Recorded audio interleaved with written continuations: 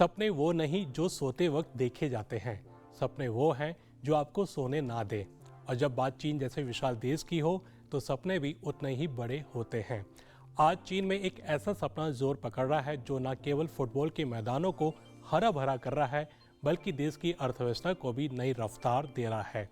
जी हाँ, हम बात कर रहे हैं ग्रास रूट फुटबॉल की, जो चीन की अर्थव्यवस्था का नया इंजन बनकर उभर रहा है। आइए इस न्यूज़ स्टोरी में जानते हैं कि कैसे फुटबॉल का जुनून चीन को नई ऊंचाइयों तक ले जा रहा है। चीन में फुटबॉल कोई नया खेल नहीं है, सालों से लोग इसे खेलते आए हैं, लेकिन हाल के वर्षों में इस खेल ने एक नया रूप लिया है। साल 2015 में जब चीन के राष्ट्रपति शी जिनपिंग ने चाइनीज फुटबॉल ड्रीम का नारा दिया तो ये सिर्फ एक नारा नहीं था, बल्कि एक ऐसा विजन था जिसने पूरे देश को प्रेरित किया। शी जिनपिंग, जो खुद फुटबॉल के दीवाने हैं, चाहते हैं कि चीन न केवल फुटबॉल में वर्ल्ड चैंपियन बने बल्कि ये खेल देश की अर्थव्यवस्था और समाज को भी मजबूत करे। ग्रास रूट फुटबॉल यानी जमीनी स्तर पर फुटबॉल को बढ़ावा देना इस सपने का दिल है। स्कूलों, गांवों, छोटे शहरों और दूर दराज के इलाकों में फुटबॉल को आम लोगों तक पहुंचाने की कोशिश हो रही है। लेकिन ये सिर्फ खेल की बात नहीं है, इसके पीछे एक बड़ा आर्थिक मकसद भी है। इस दिशा में सबसे दिलचस्प पहल है सू सुपर लीग। चांगसू प्रांत में शुरू हुई ये लीग अब पूरे देश में पहचान बना चुकी है। ये लीग न केवल खेल के प्रति जुनून को बढ़ावा देती है बल्कि स्थानीय पहचान और सामुदायिक जुड़ाव को भी मजबूत करती है। इसकी लोकप्रियता इतनी है कि इसने चीन की टॉप लेवल फुटबॉल लीग की औसत उपस्थिति को भी पीछे छोड़ दिया है। वुशी और छांगचो के बीच हुए एक मैच में 24 ऑनलाइन प्लेटफॉर्म्स पर 2 करोड़ से अधिक लोगों ने लाइव देखा, जिसे इंटरनेट सनसनी का नाम दिया गया। ये लोकप्रियता 2025 फीफा क्लब वर्ल्ड कप को भी मात दे रही है।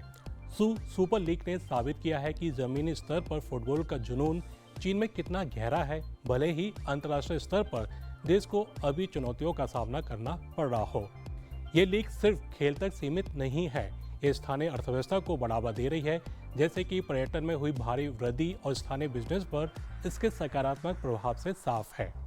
सुपर लीग सामाजिक जुड़ाव और सांस्कृतिक पहचान को मजबूत करने के साथ साथ कमर्शियल विकास को भी आकर्षित कर रही है। इसकी शुरुआत सिर्फ 6 स्पॉन्सर्स के साथ हुई थी, लेकिन अब इसमें JD.com और इली डेयरी जैसे बड़े ब्रांड समेत 20 स्पॉन्सर शामिल हैं। ये लीग आर्थिक विकास और पर्यटन के लिए एक मजबूत उत्प्रेरक बन चुकी है। सुपर लीग की खास बात यह है कि ये एक कम्युनिटी ड्रिवन लीग है। इसमें हर वर्ग के लोग हिस्सा लेते हैं, हाई स्कूल के छात्र, कोरियर कर्मचारी, IT प्रोफेशनल्स और कई अन्य। ये इसे आम लोगों के साथ फुटबॉल को जोड़ने का एक अनूठा मॉडल बनाता है। इसके अलावा ग्रास रूट फुटबॉल युवाओं के लिए नए करियर के अवसर खोल रहा है। कोचिंग, रेफरी, स्पोर्ट्स मैनेजमेंट और प्रोफेशनल प्लेयर बनने के मौके मिल रहे हैं, जिससे बेरोजगारी कम करने में मदद मिल रही है। इस लीग की टीमें अपने शहरों की खासियतों के नाम पर रखी गई हैं, जैसे वुशी की टीम शहद आड़ू और नानचिंग की नमकीन बत्तख। ये नाम न केवल लोकल कल्चर को बढ़ावा देते हैं बल्कि लोगों को अपनी जड़ों से जोड़ते हैं। ये लीग साबित करती है कि जब खेल को लोकल कल्चर और कम्युनिटी स्पिरिट के साथ जोड़ा जाता है तो ये न केवल लोकप्रियता हासिल करता है बल्कि एक शक्तिशाली आर्थिक चालक भी बन जाता है।